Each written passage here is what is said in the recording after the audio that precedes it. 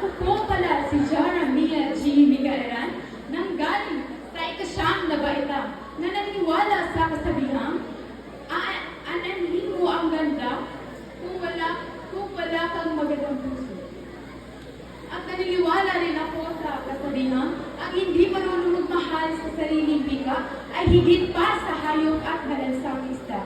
Ito ay nagpapahiwatig na ang ating kultura kailangan natin irespeto. At ito ay dapat nating mahalin.